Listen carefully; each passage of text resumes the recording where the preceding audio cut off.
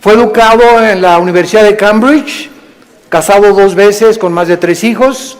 La primera esposa fue cristiana, abandonó a la primera esposa para casarse con la segunda, que era su enfermera. Murió a los 76 años, a los 23 años de edad lo diagnosticaron con una esclerosis tremenda, atrófica, y le dieron menos de 2 años para vivir. Y sin embargo vivió 50 años más, 76 años murió. Y lo más irónico del caso de la vida de este grande astrofísico inglés fue que su esposa, cuando lo metieron y lo entubaron 2 veces a los 20 y tantos años y después a los 40 y tantos, y le dijeron en el hospital que ya tenían que desconectarlo porque ya no podía vivir, ella se puso de rodillas e intervino ante el trono de la gracia, y llegaron los doctores y le dijeron: es que esto es un milagro. Y la segunda vez que otra vez lo vuelven a conectar porque ya estaba a punto de irse de este mundo, su esposa vuelve a arrodillarse en oración para salvarle la vida. Él supo que su esposa estaba de rodillas orando por él, y cuando él tuvo esta oportunidad de poder decirle a Dios: gracias porque me concedes la vida, se siguió burlando de ella. Y las palabras de él a su esposa fueron las siguientes: yo no hago caso de la religión porque es la ciencia la que nos da la verdad. Me dio mucha tristeza que antes de morir haya muerto negando a Dios y declarando que Dios no es el creador del universo. En ese momento, cuando escuché este programa de televisión, porque fue a través de las noticias que escuché esto, inmediatamente vino a mi mente la vida de más grandes astrofísicos que él, que fueron cristianos. Él argumentó que era porque la verdad estaba en la ciencia, y sin embargo Blaise Pascal, astrofísico francés, escribió cantidad de tratados acerca, y no era un religioso, era un cristiano. Blaise Pascal confesó, y en sus libros lo dijo: Jesucristo es mi Señor y mi Salvador. Nadie se puede comparar en la astrofísica con Blaise Pascal. Y después tenemos a Isaac Newton. ¡Qué tremendo! Isaac Newton, que comienza a postular las leyes de la famosa gravitación, cristiano de los pies a la cabeza, y muere alabando a Dios y dándole gracias a Dios por la muerte de Cristo. Louis Pasteur, siglo XX, un famoso doctor, experto en medicina, y el legado que él dejó a la ciencia fue impresionante, cristiano. Y finalmente Alberto Einstein, que fue famoso cuando dijo: Dios no juega con el universo como si jugara los dados. Todos estos hombres fueron cristianos y creían en Dios. Los filósofos de hace 2150 años aproximadamente, 150 años antes de Jesucristo, Aristóteles, que fue el maestro de Alejandro el Magno, Platón, Sócrates, Demóstenes, creían en un Dios. Por lo menos dijeron: pienso, luego existo, existo, luego vivo, esta causa no puede estar dentro de mí, esta causa tiene que estar fuera de mí, tiene que haber algo, llámale la fuerza, una entidad superior, pero tiene que haber algo que trascienda, que es Dios. Aunque no lo pudieron nunca ubicar, el apóstol Pablo en Hechos 17 se enfrenta con los atenienses filósofos, discípulos de un gran hombre que se llamaba Zenón, y los discípulos eran los epicúreos y los estoicos. Y Pablo en Hechos 17 les demuestra y les dice: ustedes adoran un Dios porque tienen un monumento altísimo que decía: al Dios desconocido. O sea, ellos lo único que sabían es que tiene que haber una causa detrás de la existencia del mundo y del universo. Pero llegamos al siglo XX, donde se levantan Friedrich Nietzsche, Jean-Paul Sartre, Bertrand Russell, Richard Dawkins, y finalmente este astrofísico que muere diciendo que Dios no puede existir ni ser el creador del universo. ¿Saben ustedes por qué el astrofísico Stephen Hawking negó a Dios antes de morir? Simplemente porque no pudo explicar sus sufrimientos. Su esposa lo dijo, la primera esposa: Stephen está enojado con Dios, con un Dios que no existe. Se amargó contra alguien que no existe. Y siempre estuvo repelando, ¿verdad? Porque si Dios es Dios, no lo sanaba y no lo levantaba de esa silla de ruedas. Hace poco ustedes escucharon el testimonio de Nicky, un muchacho sin brazos y sin piernas. Nació con el puro tronco nada más. Y cuando oye su testimonio dice que a los 8 o 9 años de edad, como no podía suicidarse, se metió y con la boca abrió la llave del baño para ahogarse. Y en ese momento él reaccionó y dijo, ¿pero qué es esto? Y comenzó a gritarle, Dios, si existes, dime la razón por la cual me trajiste hacia el mundo, sin brazos y sin piernas. Y entonces él entrega a los 11, 12 años de edad su vida a Jesucristo, y no se imaginan ustedes los millones de almas que este muchacho, Nicky se apellida, ¿verdad? Nicky ha ganado en el mundo. Aquí lo tuvimos en México y mi esposa y yo, su esposa es mexicana, y se han discipulado con nosotros desde hace muchos años, la esposa de él y la familia de ella también. Ahora ya van a ser papás otra vez, así como lo ven, pero juguetón.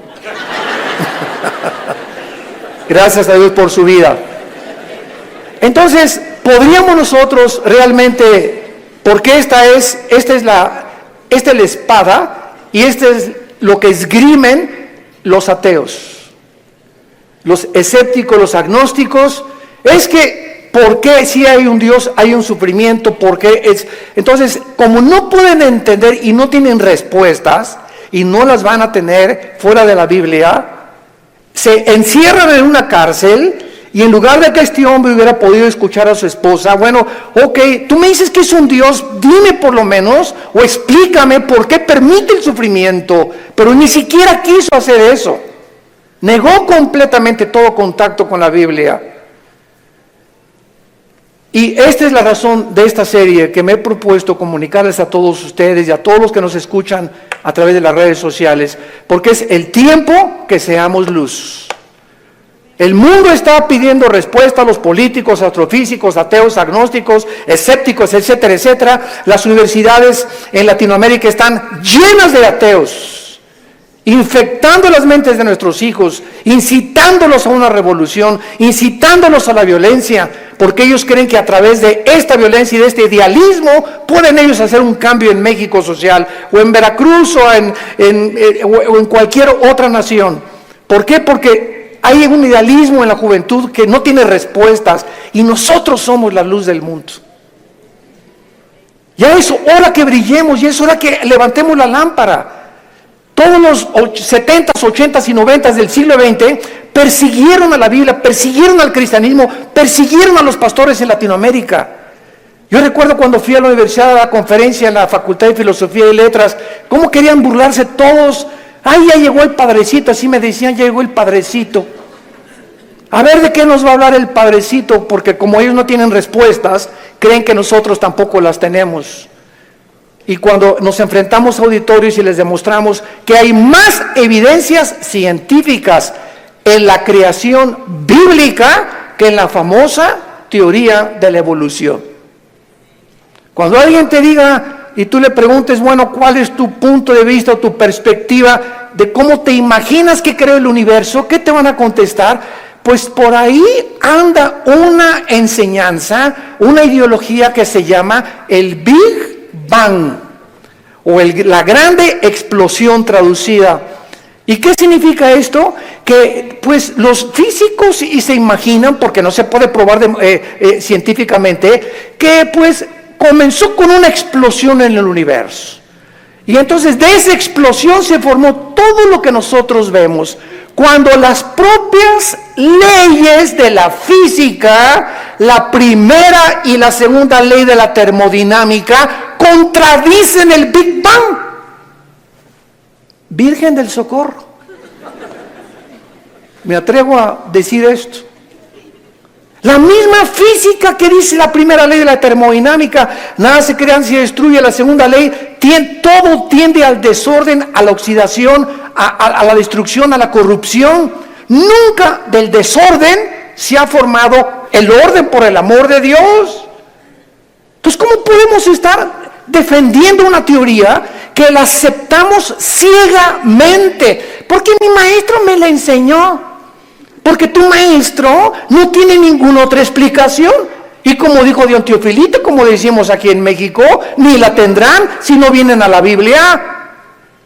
Porque por medio de la ciencia y por medio de la intelectualidad, que es limitada, el ser humano no puede traspasar y trascender la dimensión espiritual, la dimensión del mundo invisible. Entonces el intelecto choca contra las cosas que no entiende y al llegar ahí se vuelven locos.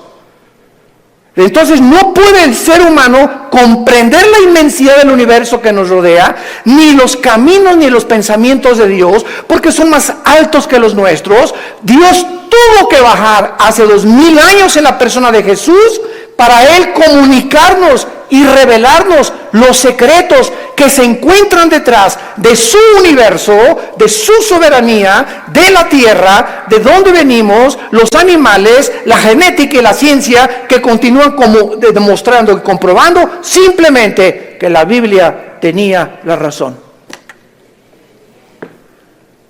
Y es hora de hablar, y es hora de tener una confrontación directa, porque el mundo se está hundiendo en la confusión teológica, en la confusión ideológica.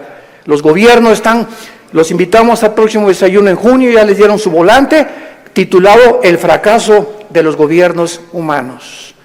Otra vez, ¿verdad? Vamos a examinar todos los gobiernos, nazismo, fascismo, monarquías, democracias, etcétera, etcétera. ¿Por qué ninguno ha funcionado? ¿Por qué siguen peleándose? ¿Por qué ahorita ya los partidos políticos en todas partes del mundo, ya sus convicciones, los estatutos en los que formaron sus partidos están deshaciéndose y contagiándose con el otro? Es como si nosotros dijéramos, soy cristiano pero me voy a juntar con los mormones y con los musulmanes. Cuando los principios de los musulmanes, los principios de los mormones y el cristianismo se contradicen unos a otros. Entonces, ¿creo realmente que mis convicciones son reales y es la verdad? ¿O necesito otras ideologías porque no estoy seguro de lo que yo creo? Es una tristeza, se están derrumbando ante nuestros ojos todas las ideologías y todas las filosofías del mundo. Los sistemas de pensamiento están confundidísimos como jamás lo habían estado. Gubernamentalmente, teológicamente, filosóficamente, económicamente, es una confusión en el mundo tremenda. Es el estrés por el cual vive la gente. Es una incertidumbre de dónde está la verdad, dónde está la luz, quién tiene la verdad. Tú dices que en aquella religión, tú dices que en aquella religión. Discúlpame, en ninguna religión en la persona de Jesucristo. Porque tú puedes tener X religión sin tener la verdad, ni tener al Hijo de Dios en tu vida. Él fue el que vino y nos dijo, no los católicos, no los evangélicos, no los nazarenos, no los mormones. Jesús dijo, yo soy la verdad. Y cuando Él entra a tu vida, se te caen las vendas. Y de alguna forma el entendimiento se nos comienza a expandir. Y solo Dios, el Espíritu Santo, puede hacer que nuestra mente se abra para que cuando vengamos a la Biblia podamos entender, porque la Biblia, el autor es el Espíritu Santo, necesito al Espíritu Santo morando en mí para comprender los pensamientos de Dios. Ven a la Biblia sin el Espíritu Santo y vas a chocar contra los pensamientos de Dios, porque el hombre natural no entiende las cosas del Espíritu, porque para él son locura, porque estas cosas no se intelectualizan, estas cosas se disciernen espiritualmente. Veamos estos pasajes a continuación que nos van a servir de base para poder dar una explicación y comenzar ya a levantar la bandera de la fe. Dice en Romanos 5, versículo 3, y no solo esto, sino que también nos gloriamos en las tribulaciones, sabiendo que la tribulación produce paciencia.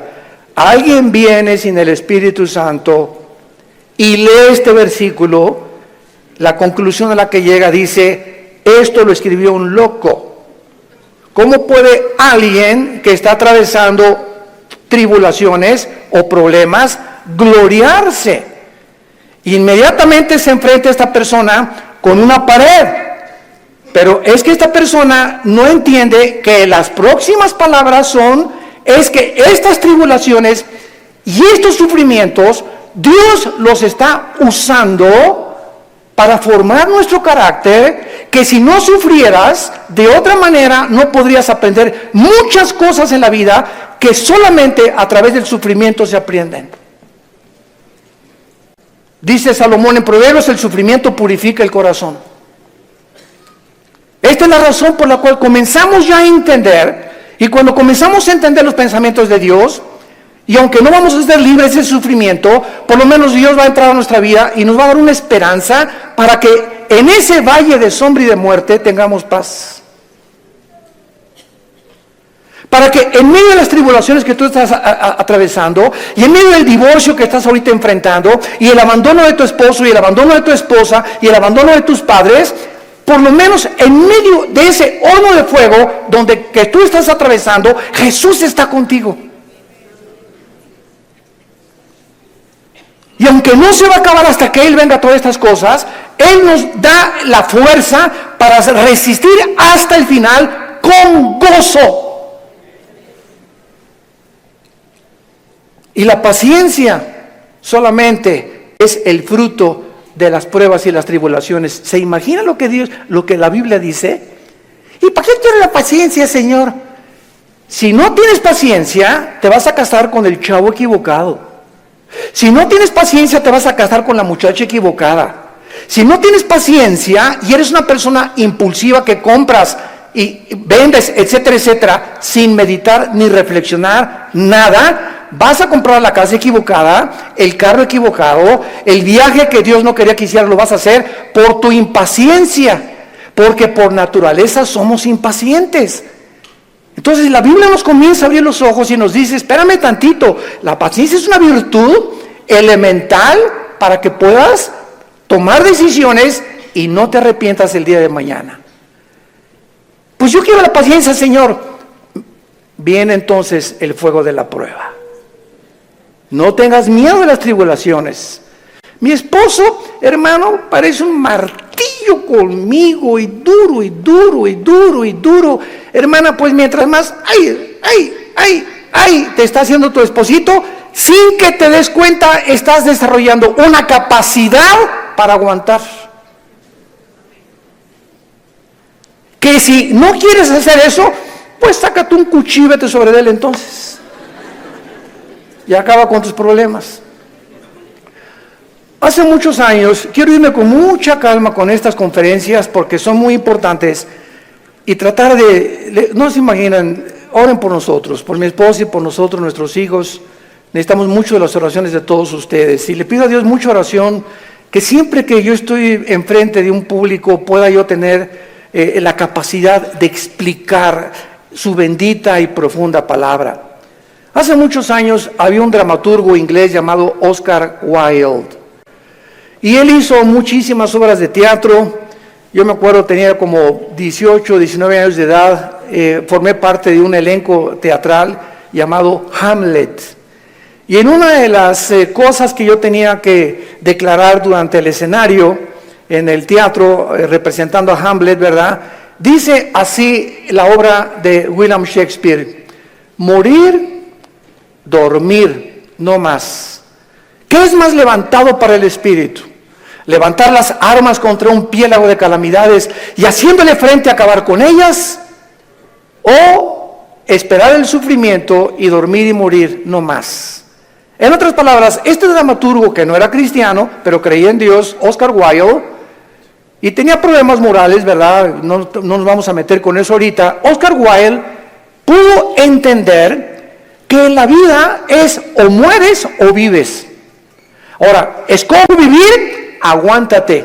Le decía a mi papá, no chille, agarre piedras. Estamos vivos, no es Disneylandia, por el amor de Dios, ya madura. No es Reino Aventura. No estamos en el milenio todavía, estamos en un mundo de una raza humana caída, donde hay pecado, muerte, oscuridad, sombras, tristeza, enfermedades, violencia, etcétera, etcétera. Y vamos a través de esta serie a explicar por qué permitió Dios esto, y nos vamos a dar cuenta, cuando veamos la explicación de Dios, vamos a levantar las manos, te voy a decir, Señor, profunda es tu sabiduría y tu gracia y tu misericordia. Cuán profundos son tus pensamientos. Y yo era como era porque no entendía. Ahora entiendo, Señor, y te alabo y te bendigo. Y va a venir una paz sobre tu vida que sobrepase el entendimiento, que te va a dar la fortaleza de seguir viviendo para Jesús. Y este es el propósito de esta serie. que he tratado de preparar para todos ustedes y los que nos escuchan. Las tribulaciones nos producen paciencia. Necesitamos la paciencia.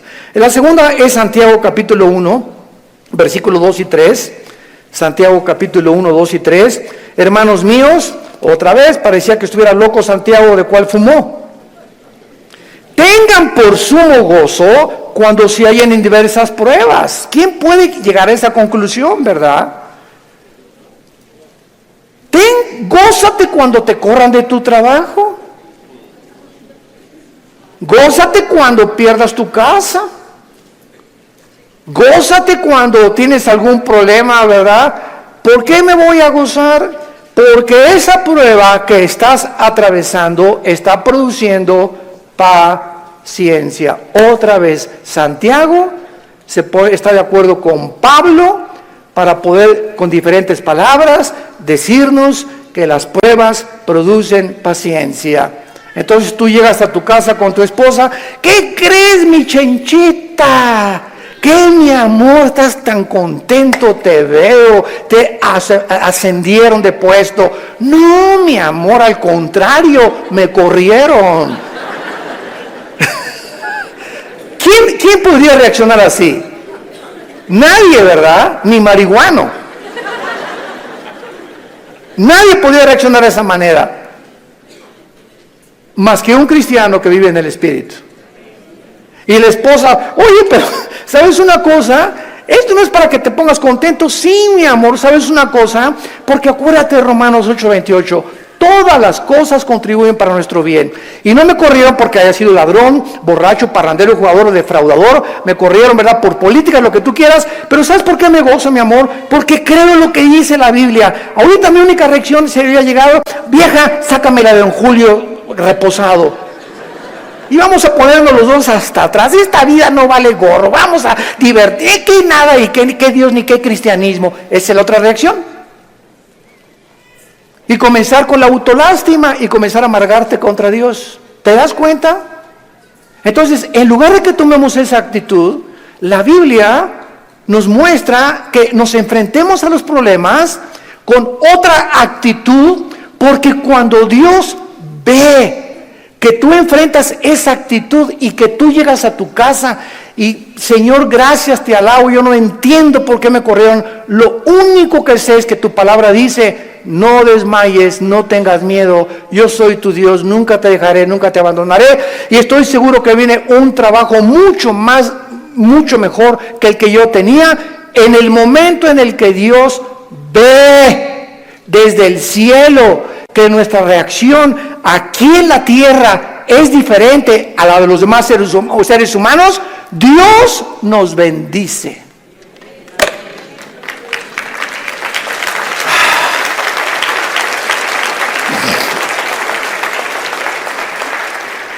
Porque sin fe, ¿y cómo se demuestra la fe? Actuando al contrario de nuestros sentimientos y emociones. Hebreos 11:6. Y el versículo 1 de Hebreos 11 dice, y la fe es la certeza de lo que se espera, la convicción de lo que no se ve. Veamos y metamos aquí un microscopio. La fe está relacionada con el futuro y con lo invisible. Es una certeza, es una seguridad de algo que está adelante de mí, que estoy esperando, y aunque yo no lo vea, estoy seguro que viene a mi vida, y además estoy tan convencido aunque no lo vea. La fe, si no es algo que tú estás esperando y no estás convencido, tu fe es la fe de los demonios. Dice Santiago capítulo 2 que los demonios también creen. No, yo creo en Dios. Pero ¿sabes una cosa? Tú dices que crees en Dios intelectualmente, pero no demuestras que tú crees en Dios por la forma como tratas a tu esposa, por la forma como tratas a tus padres, por la forma como ves a las mujeres. Este pueblo, Marcos 7, dijo Jesús, de labios me honra. ¿Cuánta gente hay por todos lados? Y van a desayunos, y yo creo en Dios, pero sus acciones, su conducta contradice la piedad que ellos expresan o que creen tener en su corazón. Entonces te vuelves un hipócrita. Te vuelves un falso cristiano. Porque la fe tiene que, dice Santiago, sin obras no es fe.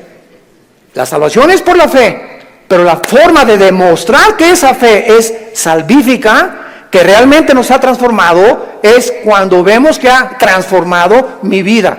Ya no soy el que yo era antes, antier, o hace un mes o hace 6 meses. Ahora cambió mi vida con mi esposa, la forma como veo a mis hijos, la forma como manejo mi negocio, la forma como me relaciono con la gente, la forma como veo a los gobiernos.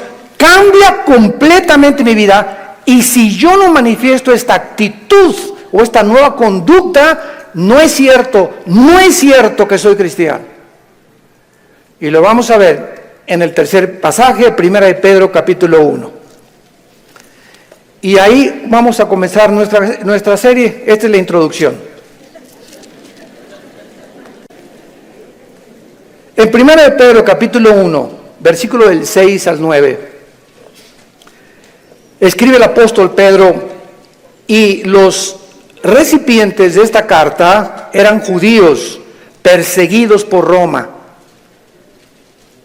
Esta carta fue dirigida a cristianos que están siendo perseguidos o sufriendo por su fe, en lo cual vosotros os alegráis, aunque ahora por un poco de tiempo, si es necesario, tengáis que ser afligidos en diversas pruebas, para que sometida a prueba vuestra fe, mucho más preciosa que el oro, el cual, aunque perecedero se prueba, con fuego se hallar en alabanza, gloria y honra, cuando sea manifestado Jesucristo, a quien amáis sin haberle visto, en quien creyendo, aunque ahora no lo veáis, os alegráis con gozo inefable y glorioso, obteniendo el fin de vuestra fe, que es la salvación de vuestras almas. En otras palabras, y este es el tercer principio espiritual de nuestra serie, la fe de todos aquellos que han dicho: Jesús, entra a mi vida. Ayer en el desayuno tuvimos más de 35 decisiones, gracias a Dios, y la gente que hace una decisión por Jesucristo, quiero que lo sepas, tu fe va a ser probada. Tu fe va a ser probada. ¿Y saben ustedes dónde comienza a ser probada? En la familia, con tus hermanos y con tus papás o con tus primos. ¿Por qué? Porque la primera prueba de la fe es la persecución. Ayer nos contaba mi hermano Alejandro, él es el director del Instituto Teológico Internacional del ITI, y nos contó una anécdota mientras veníamos de Toluca al desayuno en el camino, que yo no la conocía de mi hermano. Y me dice: Armando, tú sabes que cuando yo me convertí, porque él fue el primero en la casa que se convirtió. Y yo los correteé como 2 o 3 años. Una vez quise incendiar una reunión de oración. El gadareno era Pinocho comparado con los demonios que yo traía. Y se los digo en serio. Y me dice mi hermano: tú sabes que cuando yo me convertí, llegué a la casa y mi mamá inmediatamente me quiso correr. Ya te metiste con una secta, quién sabe qué te metieron, etcétera, etcétera. Total, dice, me tuve que salir de la casa y a los 4 días regresé a la casa. ¿Y qué crees? Estaba un cuñado mío, nuestras hermanas, la abuela, los tíos, y me hicieron juicio. Todos alrededor de la mesa, diciéndome: a ver, acércate por favor, estamos escuchando que ya te cambiaste de religión y que andas por ahí con unos aleluyas y quién sabe qué tantas cosas, y en esta familia la única religión que tenemos es tal y tal y tal y tal cosa. Y dice mi hermano: yo lo único que hice es a todos ellos que me hicieron juicio por haber aceptado a Cristo, en lugar de que contentos de que dejé las drogas, porque era bien hipioso mi hermano antes, y le metía todo, ¿verdad? En lugar de que estuvieran contentos, estaban completamente enojados que yo había comenzado a leer la Biblia. Y lo único que les dije fue, puse la Biblia en medio de todos y les dije: ¿la han leído? Y comenzaron todos a voltearse unos con los otros. No, Chepo. Pues si no la han leído, ¿qué base tienen para juzgarme que yo estoy mal? Porque si no es la Biblia la base de nuestra fe, ¿qué es entonces? Yo no les dije que fui con los mormones, ni que fui con soy un musulmán. Estoy en un grupo de cristianos que leemos la Biblia. Y si ustedes no leen la Biblia, no tienen ninguna base. Dice mi hermano, desde esa vez nunca se volvieron a meter conmigo. Pero vino la persecución inmediatamente y vendrá contra ti también. Y comienza en la propia familia. ¿Por qué? Porque Dios nos sacó de las tinieblas de nuestra familia para regresar a nuestra familia e iluminarlos y sacarlos también al reino admirable de la vida de Jesucristo. Y si tú en tu familia no eres una luz y en tu medio donde trabajas no eres una luz y no estás dando testimonio de Jesucristo, tu cristianismo es religioso nada más. Y recibirá un poder. ¿Para qué? Para poder enfrentar al mundo. Sin ese poder no se puede enfrentar al mundo. Hechos 1:8. Y recibirán al Espíritu Santo y me serán testigos. Entonces vemos nosotros que tiene un propósito todo esto. Muy bien. Vamos pues a comenzar esta serie con las siguientes declaraciones y reflexiones. No cabe duda que vivimos en un mundo completamente disfuncional. No hay un solo matrimonio funcional. El matrimonio es la unión de dos extraterrestres. Pero por si fuera poco, dos extraterrestres que ninguno se conoce ni se entiende el uno al otro.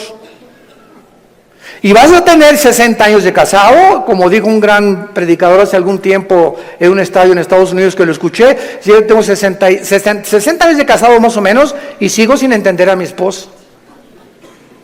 Y como dijo Dion Teofilito, ni las vamos a acabar de entender. Porque no nos manda Dios a entenderlas, nos manda Dios a amarlas.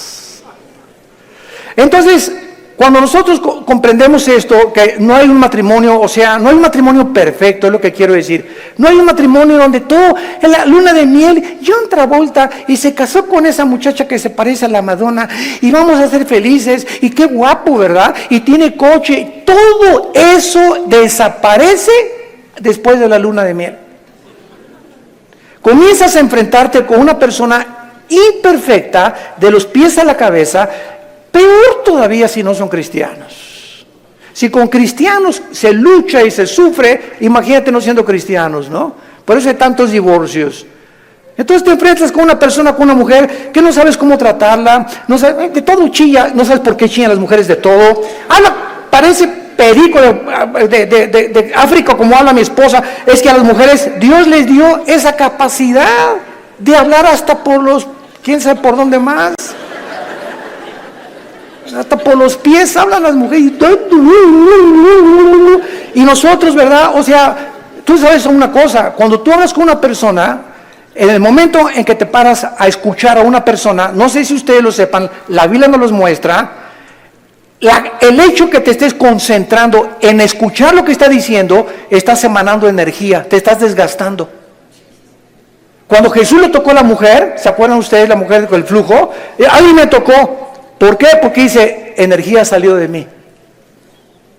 Todo el sufrimiento que ella tenía se lo transmitió y Jesús en su hipersensibilidad sintió inmediatamente. Hoy eligieron los apóstoles, pero todo el mundo te toca. No, hay alguien que me tocó con el propósito de recibir algo de mí y lo sentí en mi espíritu. Es una hipersensibilidad espiritual tremenda. Pero cuando tú te sientas con alguien, entonces esta es la razón por la cual mujeres, los hombres nos sentamos y viene tu esposa y 15, 20 minutos y a los 10 minutos no tenemos la capacidad, yo no sé cuánto ustedes sean superhéroes, ¿no? Pero la mayor parte de los hombres no tenemos la capacidad de oír más de 10, 15 minutos. Comenzamos, sí, amén, gloria a Dios, mi amor. Sí, es cierto, sí, te amo, tienes toda la razón, ¿no? Comenzamos ya con el avión, etcétera, etcétera. Pero ustedes las mujeres, mi esposa se junta con otra mujer, cuando se juntan las pastoras, y 6 horas sin parar. Yo llego a los restaurantes, me recoges a las 7 y sí voy a las 7. Y ahí está, digo, oye, mi amor, te dejé a las 2 de la tarde y sigues en la mesa platicando con ellas. Y se despiden. Y están en la puerta del restaurante, bye. Y en la noche llega y le siguen hablando por teléfono. Señor mío y Dios mío. Jesús, María y José y el burrito que los acompaña. Así son. Dejémoslas, felicitémoslas, pero no las contradigamos, mucho menos, porque así las hizo Dios. Las mujeres tienen 7 días al mes que sus hormonas cambian drásticamente en la famosa menstruación. Y durante esos 7 días no te atrevas a decirle nada. No te atrevas a tocarla tampoco, ni sexualmente tampoco, porque está prohibido en la Biblia. Son tiempos en el que vuela la mosca y se ponen a llorar, hipersensibles. Es una semana en la que yo te llevo el desayuno a tu cama, mi amor, yo le voy a lavar los trastes, yo te lavo la ropa del bebé o lo que sea, ¿verdad? Y comienza el hombre a entender la naturaleza femenina, que no estamos para que ellas nos sirvan, no son nuestras esclavas ni nuestras sirvientas. Y cuando comenzamos a darles lo que ellas necesitan, porque las comenzamos a comprender, es cuando vienen las bendiciones de Dios. Es cuando vienen las bendiciones de Dios. ¿Por qué estamos haciendo así? Y no somos mandilones. Eso no es ser mandilón. Lo hacemos porque Dios nos dice: ama a tu mujer como yo te amé desde la cruz, con un amor sacrificial. Y cuando yo veo sacrificarte por tu esposa, te voy a bendecir como no te imaginas. Porque el mal que le hagas a tu esposa se te regresa.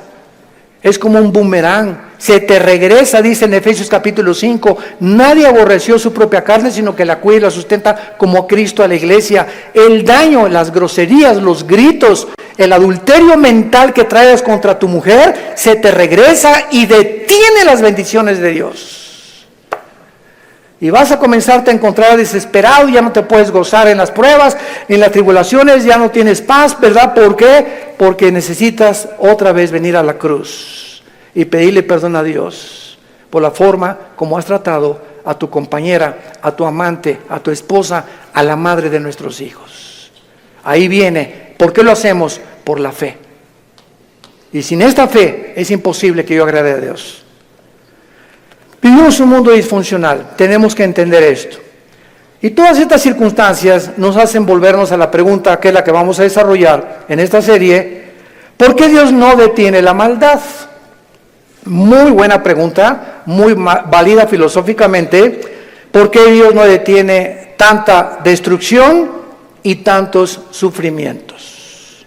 Es la pregunta que permanece en las mentes de la mayor parte del ateísmo, y muchas veces no solamente los ateos, sino también de los mismos cristianos.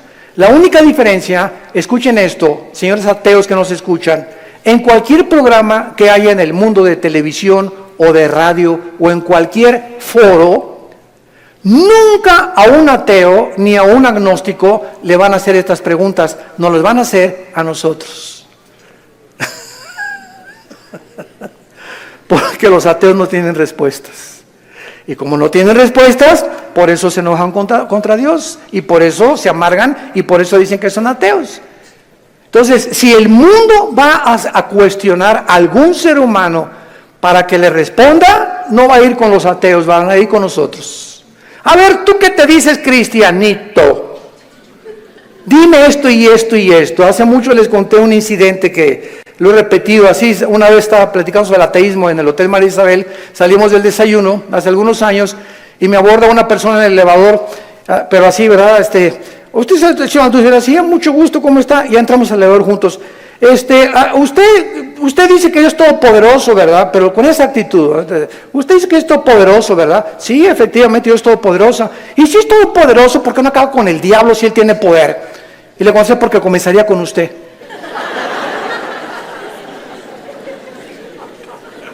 Dele gracias a Dios. Le cambió completamente su perspectiva, ¿no? O por lo menos ya le di tarea para ir reflexionando ella a su casa, de que hay respuestas y que si realmente Jesús hubiera venido o ahorita acabara con la maldad, acabaría con todos, porque perverso y engañoso es el corazón de todos los seres humanos. Entonces démosle gracias a Dios que no lo ha hecho y que en su paciencia, dice en 2 de Pedro capítulo 3, está esperando para que todos o la mayor parte de los seres humanos se arrepientan antes de que juzgue severamente este mundo.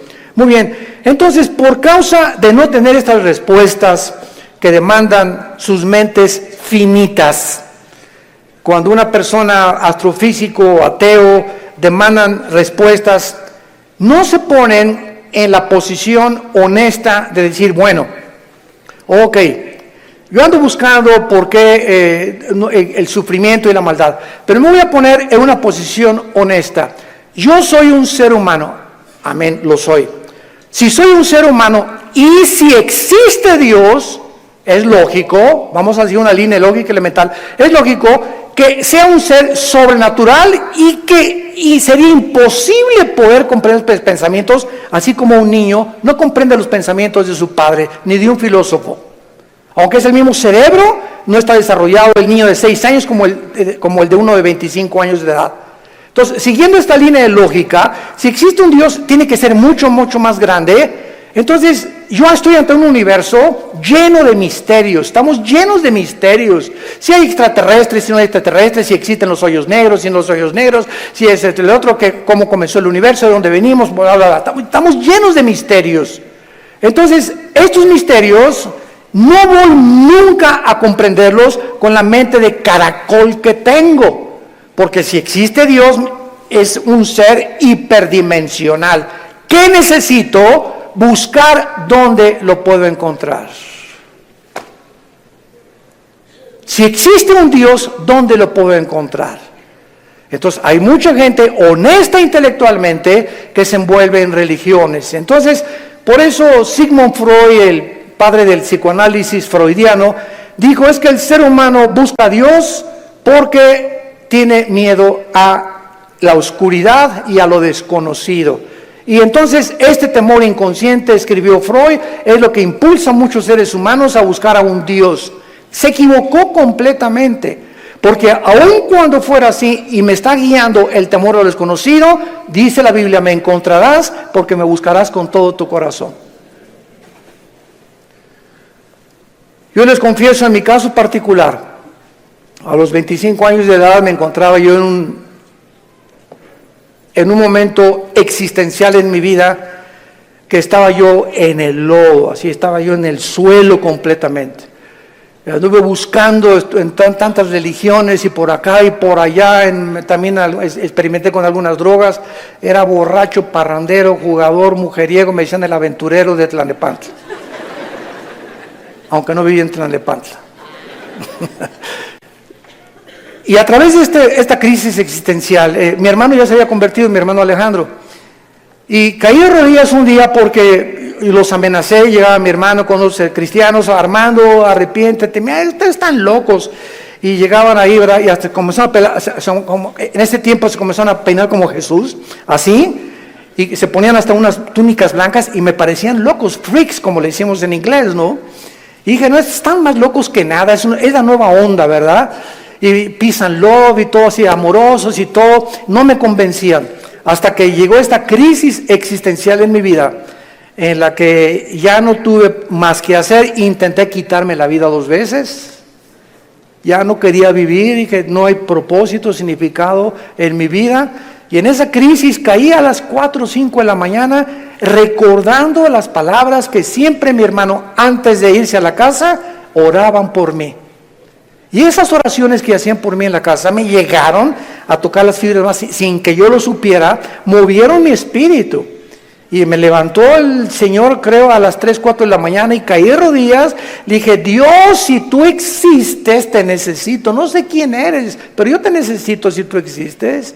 Y si es verdad que es tu Hijo, al quien tú escogiste y en el cual tenías tu complacencia y lo mandaste para que lo oyéramos a Jesús, no dijiste que oyéramos a Buda, ni a Mahatma Gandhi, ni a Mahoma. Tú dijiste a él oír. Si es Jesús, yo lo necesito en mi vida. Le hablé a mi hermano a las 4 de la mañana, pasó por mí a las 5 de la mañana, me llevó a la casa de un misionero bautista con un corazón impresionante por el amor de las almas, y ahí estuve yo en un mes de marzo, ¿verdad?, de 1974, caí de rodillas junto al piano, que era un músico misionero, y le grité a Dios. Me comenzó con la Biblia: por cuanto todos han pecado y son apartados de la gloria de Dios, la paga del pecado es la muerte, Juan 3:16, Dios te ama, etcétera, etcétera. Y comencé a llorar y a llorar y a llorar y a llorar durante 40 minutos llorando. Y yo no sabía ni por qué lloraba, pero estaba llorando. Sentía que eran capas que se me quitaban así encima. Y ahí quedé tirado todavía como media hora. Ya me dijo el misionero, dijo: vamos a dejar a tu hermano aquí solo en mi estudio. Ya salí yo y sentí como que me habían quitado, ¿verdad?, todas las frustraciones y desilusiones y traiciones que traía, y mentiras de todo lo que, programas virulentos que el mundo me puso. Y fue la forma en la que Jesús me dijo: ¿verdad?, tú eres a quien tú estás persiguiendo. Y de ahí en entonces, ¿verdad?, mi vida fue cambiada radicalmente. Yo supe que había llegado al final de mi vida y que si Él era Jesús, yo tenía que dedicar mi vida a Él. No había ninguna aventura más grande en la cual un hombre pueda aventurarse a vivir más que conocer a Dios. No hay una aventura más grande. Conocerle es el más grandioso afecto de nuestros sentidos, y amarle el más grande de nuestros propósitos. A los 3 años de que comencé a trabajar yo en la hotelería, era gerente del hotel, el que acabamos de ir ahorita en la reunión de los pastores en Acapulco, enfrente de la Diana. Estuve de gerente como 1 año, gerente en el Hotel Camino Real de Polanco, etcétera, etcétera. Y le dije a Dios: me voy de misionero. Yo creí que Dios me había llamado para otra cosa. Me fui de misionero y me fui a la sierra de Oaxaca, entre la Costa Chica y la Costa Grande, entre Oaxaca y Guerrero. 3 años durmiendo en pisos de adobe. Mi cojín era un ladrillo envuelto en periódicos y me tapaba en la noche con periódicos, con los indígenas. Yo creí que me había llamado Dios para ser misionero, porque los misioneros que conocí en Acapulco me mandaron para que yo fuera, y lo único que me daban era un cheque de $100 al mes. Comíamos lo que pescábamos, las almendras que arrancábamos y los mangos que quitábamos de los árboles durante 3 años de mi vida. Y ahí conocí la máxima de las pobrezas. Más pobre no puede ser. Yo dormido en camas de piedra, hermano, te gané. En covachas, estas eran chozas de adobe. Y además había un pueblo ahí que se llamaba El Ciruelo, cerca de Tejucunicuilapa, en la Costa Chica, que era de leprosos. Y me acuerdo que un día me dijeron: es que ¿por qué están tapados así? Es que son leprosos. Y yo creí a las 2 de la mañana que Dios me había llamado a morir con lepra. Y le dije a las 2 de la mañana: sé Dios, si ese es mi destino, Señor, aquí estoy. Yo no sabía ni qué contagios era la lepra, ni conocía mucho de la lepra, pero yo creí que Dios me había llamado para morir como un leproso. Y ya, ¿verdad?, pasaron los 3 años, regresé a Acapulco, comencé a predicar, a fundar movimientos de estudios bíblicos en las casas. En 1979 la organización del famoso evangelista, que vamos a orar por él, Luis Palau, se está muriendo de cáncer, por cierto. Tiene cáncer en los pulmones, Luis Palau. Me hablaron a formar parte del equipo de Luis Palau. Del 79, 80 y 81 estuve como evangelista por toda la República, todo Tabasco, Guerrero, Veracruz, pueblito en pueblito, predicando de choza en choza, pueblito. Nos corretearon, nos aventaron piedras, nos aventaron palos, me lastimaron 2 veces, me enfermé con malaria, me enfermé con calentura de 40 grados, etcétera, etcétera. Y todas estas fueron, ¿qué cosa? Pruebas. Dios estaba forjando carácter en mi vida, que era muy importante para lo que más tarde me tenía que enseñar. Y el secreto, quiero decirles a ustedes, el más grande secreto de la vida es no amargarte. Es el más grande secreto de la vida cristiana. Un cristiano amargado no entra a la tierra de Canaán. No pasas Canaán. Dice Hebreos 12 que bloquea la gracia de Dios la amargura. No importa lo que nos hayan hecho, lo que nos digan. Me acuerdo en los 80s cómo nos calumniaron. Me dijeron que me había casado 4 veces, que tenía hijos hasta en Iztapalapa, 15. Bueno, es increíble. Y todavía me dicen que de vez en cuando han oído esos rumores, ¿no? Le gané a Salomón. Puras mentiras. Pero el diablo es encargado de verdad de buscar la forma de desprestigiarte, de impedir. Pero ¿sabes una cosa? Que nuestro destino no depende de lo que la gente piensa. Nuestro destino depende de Dios. Y nadie puede arrebatarte ese destino que Dios te ha dado. Nadie, absolutamente nadie. Y para terminar, sí existen respuestas, y mientras todo se aclara, y mientras nuestra poca y chica y limitadamente intelectual comprende, y ahorita comenzamos ya con el Espíritu Santo a entender muchas cosas más que sin el Espíritu Santo imposible poder comprenderlas, Dios nos deja dos consuelos. El primero, la resurrección de nuestra vida. Vamos a volver a vivir. Hijo, ten calma. No importa lo que estás pasando. Cuando tú mueras y resucites, vas a tener el cuerpo que anhelabas tener. Si eras chaparrito y pelón, vas a ver el cuerpo que te voy a dar. Si te decían la tintorera de Tlanepantla, vas a ver la belleza que te voy a dar. Y lo que hemos sufrido, las enfermedades, todo lo que pasemos aquí, no nos imaginamos. Y la esperanza de que vamos a tener un cuerpo fue que Jesús se levantó de los muertos. Él es la esperanza y la gloria de nosotros. Vamos a volver a vivir. Y todo lo que hayamos sufrido y lo que hayamos afligido, y si acabaste en silla de ruedas o no silla de ruedas, o con cáncer o no cáncer, o lo que hayas pasado, no va a ser comparable con las glorias que en nosotros se van a manifestar. Y la segunda consuelo es que vamos nosotros realmente a tener un mundo nuevo, donde reine la justicia y la paz y la equidad. Viene ese mundo que anhelamos y que queremos cambiar por las revoluciones armadas, por la guerra, por la política, por la educación. De ningún esfuerzo humano el mundo va a cambiar hasta que Jesucristo regrese con todos nosotros a establecer su reino milenial. La pregunta en esta mañana es la siguiente: ¿estás tú preparado si tú murieras esta noche para encontrarte con tu Dios? ¿Estás preparado? ¿Estás seguro que tienes a Jesucristo? Asegúrate en este momento recibiéndole como tu Señor y Salvador. Inclina tu cabeza y dile estas palabras.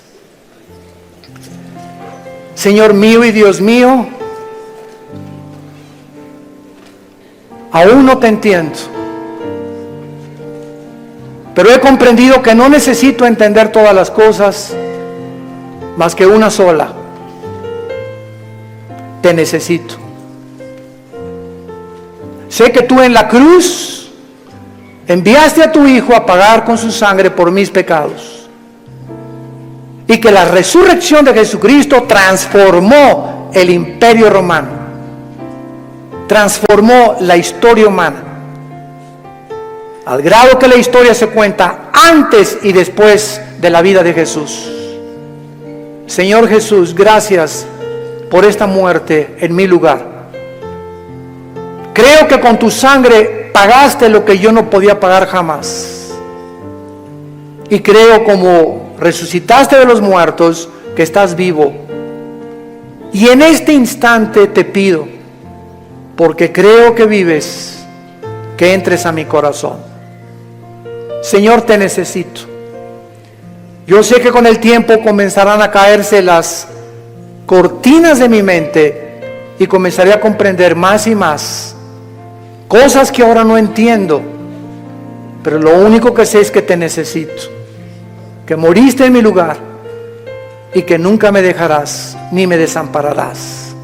Te recibo como mi Señor y mi Salvador. Amén.